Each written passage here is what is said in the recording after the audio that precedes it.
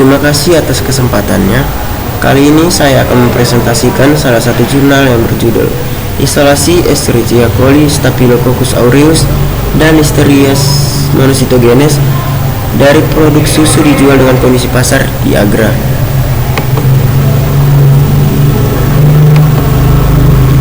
Susu merupakan ekosistem yang kompleks untuk berbagai mikroorganisme termasuk bakteri. Produk susu seperti keju dan dadi secara luas dikonsumsi dan dipasarkan di banyak bagian dunia selama beberapa generasi. Sedikit penjelasan tentang keju dan dadi. Keju adalah sebuah makanan yang dihasilkan dengan memisahkan zat-zat padat dalam susu melalui proses pengentalan atau koagulasi. Proses pengentalan ini dilakukan dengan bantuan bakteri atau enzim tertentu yang disebut rennet. Hasil dari proses tersebut nantinya akan dikeringkan, diproses, dan diawetkan dengan berbagai macam cara. Dadi adalah yogurt tradisional khas Minangkabau yang terbuat dari susu kerbau. Dari segi bahasa, kata dadia memiliki kemiripan dengan dut, bahasa dari etnis Sindhi atau India dan Pakistan. Dadi difermentasi di dalam wadah dari bambu yang ditutup dengan daun pisang atau daun waru yang telah dilayukan di atas api. Proses fermentasi dilakukan dalam suhu ruang dan berlangsung hingga terjadi penggumpalan sekitar 2-3 hari. Dari beberapa penelitian diketahui bahwa dadi mengandung bakteri baik yaitu asam laktat yang potensial sebagai probiotik.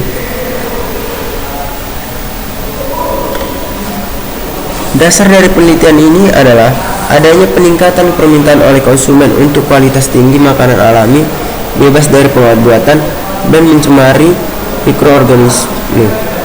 Kontaminasi susu dan produk susu dengan bakteri patogen sebagian besar disebabkan pengolahan, penanganan, dan kondisi yang tidak higienis. Makalah ini menjelaskan kehadiran Escherichia coli, Staphylococcus aureus, dan Listeria monocytogenes dalam keju dan dadi yang tersedia di toko-toko yang terdiri dari sektor terorganisir di Agra.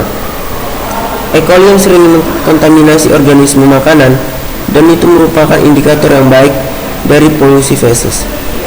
Kehadiran E. coli dalam produk susu menunjukkan adanya mikroorganisme enteropatogenik yang merupakan bahaya kesehatan masyarakat. Enteropatogenik E. coli dapat menyebabkan diare berat dan muntah pada bayi dan anak-anak. Akhir-akhir ini monocytogenes telah diakui lahir sebagai patogen makanan yang dapat mencemari produk susu. Regawan virulen yang dapat menyebabkan penyakit serius yang disebut listeriosis, khususnya populasi berisiko termasuk wanita hamil, bayi baru lahir, manula, dan orang-orang yang kekebalan tubuh rendah. Penyakit rentan melalui Staphylococcus aureus dari infeksi kulit ringan seperti jerawat, bisul, selulit, toxisok sindrom, impetigo, dan akses penyakit yang mengancam kehidupan seperti pneumonia, meningitis, endokarditis, dan septikemia. Bahan dan metode. Pertama, Escherichia coli. Escherichia coli atau biasa disingkat E. coli adalah salah satu jenis spesies utama bakteri gram negatif. Pada umumnya, bakteri yang ditemukan oleh Theodor Escherichia ini dapat ditemukan dalam usus besar manusia.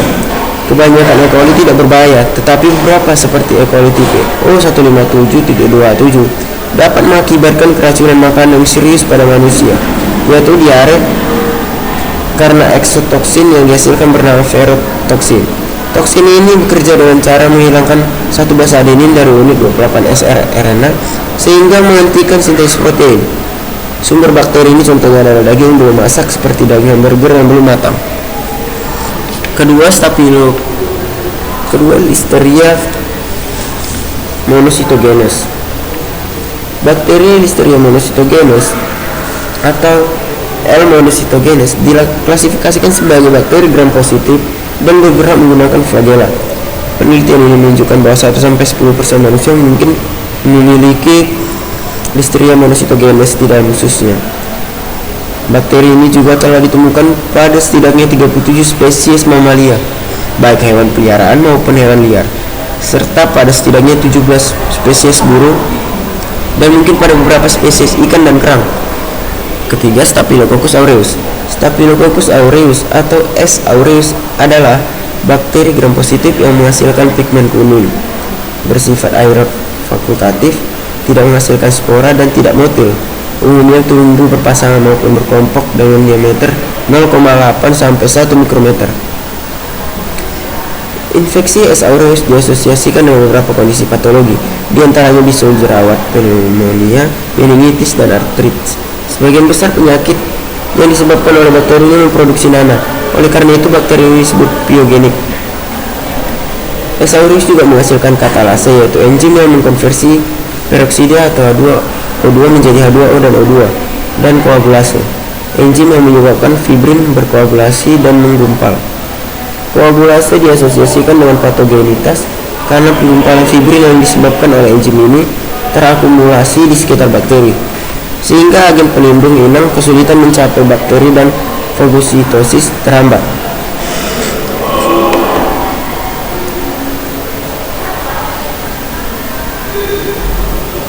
Prosedur kerja. Sampel keju dan dadi dikumpulkan selama periode 1 tahun dari berbagai daerah di kota Agra dan diperiksa adanya kontaminasi E. coli, L. monocytogenes, dan S. aureus. Sampel dari setiap produk susu dikumpulkan secara aseptik, dipindahkan ke kantong plastik steril, dan secara langsung diangkut ke laboratorium dalam kondisi dingin. Sampel disimpan pada suhu 4 derajat Celcius dan dianalisis selama 24 jam. Analisis. Porsi 10 gram atau 10 ml dari setiap sampel diekstraksi secara aseptik dan dihomogenisasi dengan 90 ml penyanyaan steril broth atau kaldu laktosa untuk E. coli, UVM2 untuk L. monocytogenes, dan air pepton untuk S. aureus, dan diinkubasi pada 37 derajat Celcius selama 24 jam untuk analisis biokimia lebih lanjut. Dapat kita lihat dari tabel 1 karakteristik morfologi dan kultur bakteri terisolasi. Hasil yang didapat dari poranegram. Poranegram itu sendiri merupakan suatu metode empiris untuk membedakan spesies bakteri menjadi 2 kelompok besar, yaitu gram positif dan gram negatif.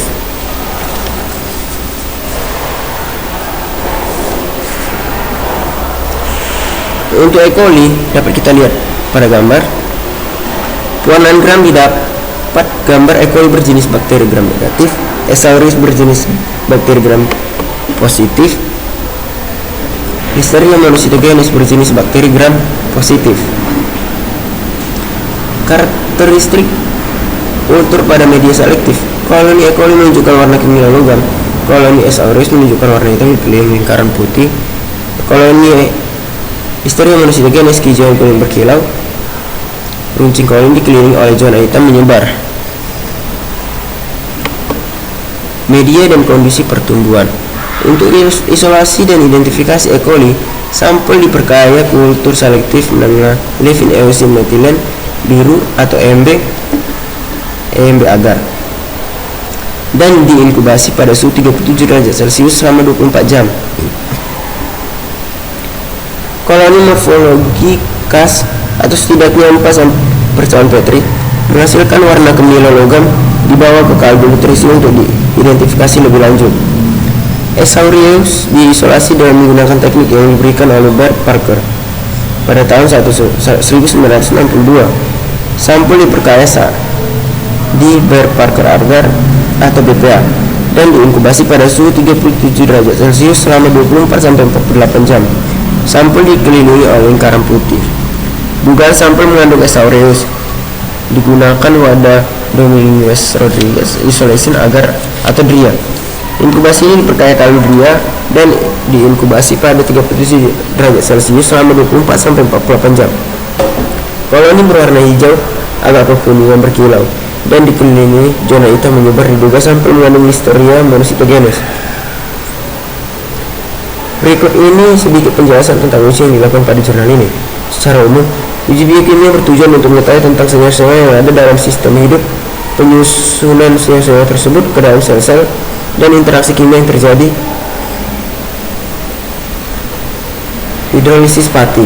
Hidrolisis pati terjadi karena adanya enzim amilase yang dapat dihasilkan oleh mikroorganisme tertentu. Sifat ini digunakan sebagai salah satu penentu jenis mikroorganisme dalam taksonomi. Hidrolisis lemak. Hidrolisis lemak menguraikan molekul lemak menjadi gliserol dan asam lemak. Asam lemak kemudian dibentuk menjadi bagian lemak bakteri atau komponen sel lainnya, atau dioksidasi untuk menghasilkan energi. Hasil dekomposisi lemak ini akan menghasilkan botomi dan perubahan pH substrat menjadi rendah akibat terbentuknya asam lemak. Hidrolisis kasein. Kasein merupakan protein pokok susu yang berupa suspensi koloid, sehingga menyebabkan warna susu terlihat putih mengkilat. Hidrolisis gelatin. Gelatin dapat digunakan sebagai substrat yang baik untuk menguji keberadaan enzim proteolitik yang dihasilkan oleh mikroorganisme. Larutan gelatin yang digunakan pada percobaan ini merupakan medium yang bersifat cair pada suhu ruang dan padat pada suhu rendah dengan kisaran 0 sampai 4 derajat Celcius. Produksi indol. Indol adalah senyawa nitrogen yang terbentuk dari degradasi triptofan oleh bakteri. Keistimewaan dari proses ini adalah hanya beberapa bakteri yang dapat menghasilkan indol dan dengan mudah dapat dideteksi. Uji H2S dan motilitas. Aktivitas kimiawi bakteri terhadap asam amino yang mengandung sulfur akan menghasilkan gas H2S. Reaksi ini mudah untuk dideteksi karena bau gas H2S yang seperti telur busuk atau terjadinya penghitaman atau blackening. Reaksi susu litmus. Substansi utama susu seperti laktosa, kasein, laktosa albumin, dan laktoglobulin mampu melakukan transformasi. Perubahan-perubahan yang terjadi sebagai hasil dari aktivitas metabolisme dapat diketahui dengan menambahkan indikator pH atau redox litmus. Susu litmus dapat menunjukkan berbagai keadaan yang berbeda seperti hasil reaksi enzimatis dari mikroorganisme yang diinokulasi ke dalamnya, yakni fermentasi laktosa, produksi gas, reduksi litmus, pembentukan car atau dadi, proteolisis, dan reaksi alkalisis.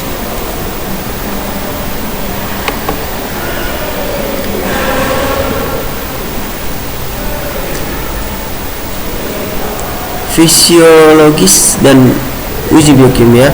4-5 koloni yang diduga dari setiap wadah bakteri diambil kemudian diidentifikasi oleh berbagai tes biokimia. Tes biokimia dilakukan untuk mengkonfirmasi E. coli menggunakan pewarnaan gram, uji katalase, indol methyl red tes Voges Proskauer, pengurangan nitrat produksi urease, Siemens citrat agar, dan berbagai tes fermentasi gula.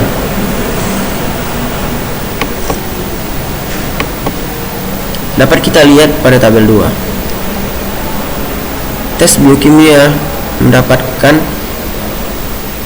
hasil lactose fermentation positif, katalase positif, Siemens citrat negatif, indol production positif, nitrat reduction positif, methyl red positif, Voges Proskauer negatif, urease negatif, glukosa positif, manitol positif, laktos positif, salisin positif, sukros positif. Sampel Staphylococcus aureus dilakukan pengujian dengan pewarnaan gram dan berbagai tes biokimia termasuk uji katalase, uji oksidase, indol, methyl red, uji Voges Proskauer, reduksi nitrat, asam dari gula yang berbeda, dan hemolisis pada agar darah domba atau SBA mengikuti metode Cruikshank pada tahun 1970.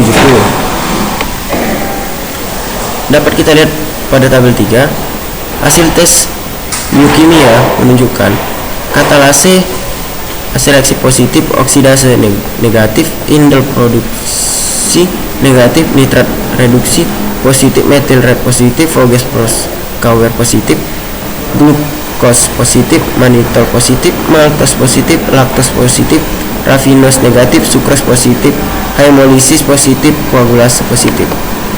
Identifikasi L monositogenes dengan pewarnaan gram, reaksi katalase, motilitas pada 20-25 derajat Celcius, tes methyl red, uji Voges Proskauer, reduksi nitrat, fermentasi gula, dan dilakukan hemolisis pada 5% agar domba darah.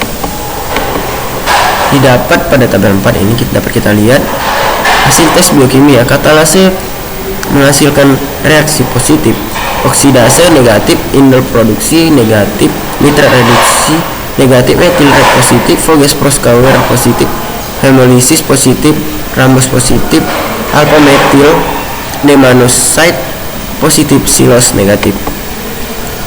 Hasil Temuan penelitian ini berkaitan dengan isolasi E. coli, L. monocytogenes, dan S. aureus dari produk susu. Tabel 5 menggambarkan data sampel yang terdiri dari berbagai nomor sampel. Dianalisis dan dipastikan sebagai E. coli, L. monocytogenes, dan S. aureus. Dari 60 isolat, 21 isolat dikonfirmasi sebagai E. coli, 6 dari dadi, dan 15 dari keju. Dari 63 isolat, 12 isolat dikonfirmasi sebagai S. aureus dari keju. Dari 51 isolat, 13 isolat dikonfirmasi sebagai L. monocytogenes, 11 dari dadi, dan 2 dari keju, yang terdapat pada tabel 2, 3, dan 4 sebelumnya. Menurut ahli kontaminasi ini, lebih tinggi dengan E. coli dan S. aureus ditemukan di keju dibandingkan dengan dadi. Tidak ada sampel dadi yang dihasilkan S. aureus, meskipun ditemukannya L. monocytogenes lebih banyak pada dadi daripada keju yang terdapat pada tabel 5. Kesimpulan dari jurnal ini adalah E. coli, S. aureus, dan L. monocytogenes sering didapat pada produk susu seperti dadi dan keju. Produk susu ini kebanyakan disiapkan dan dikonsumsi di sektor yang tidak terorganisir di wilayah agra. Metode manufaktur yang mereka lakukan menangan dan penjualan sepenuhnya didasarkan pada sistem tradisional. Sistem bisa memberikan lingkungan yang menguntungkan bagi kontaminasi bakteri. Tangan yang tidak steril, pekerja, kualitas buruk susu, kondisi higienis dari unit manufaktur, dan air yang disediakan untuk mencuci perkakas bisa menjadi sumber untuk mempercepat kontaminasi bakteri dari produk susu di samping pos kontaminasi manufaktur. Insiden dari spesies E. coli sendiri membuat dalam susu dan produk susu sebagian kemungkinan penyebab penyakit pada makanan tidak signifikan jika E. coli biasanya organisme yang terdapat di mana-mana. Namun patogen jika ada bisa membahayakan konsumen. Risiko tersebut diperbesar ketika sampel yang sama dari dadi dan keju terkontaminasi dengan L. monocytogenes, karena L. monocytogenes dapat bertahan hidup pada suhu pendinginan di mana produk susu ini biasanya disimpan. S. aureus di sisi lain melepaskan bahan kimia beracun enterotoksin sesedikit 1 mg dari racun dalam makanan yang terkontaminasi menghasilkan gejala penyakit. Tingkat racun telah ditemukan pada 105 sel per gram makanan. Susu adalah salah satu nutrisi paling penting dan protein pada makanan. Karena itu adalah sangat baik sumber 9 nutrisi penting dan kasein protein susu utama. Produk susu seperti dadi dan keju yang terbuat dari susu berperan penting dalam penyediaan nutrisi penting dan protein yang diperlukan untuk kesehatan yang baik. Produk susu ini sangat penting dalam diet orang India, sehingga kontaminasi terhadap penduduk India dapat menyebabkan bahaya kesehatan yang bervariasi. Hal ini dapat menjadi serius terhadap perhatian penduduk lokal, agra, dan juga untuk para wisatawan yang berkunjung ke agra dari berbagai negara di belahan dunia.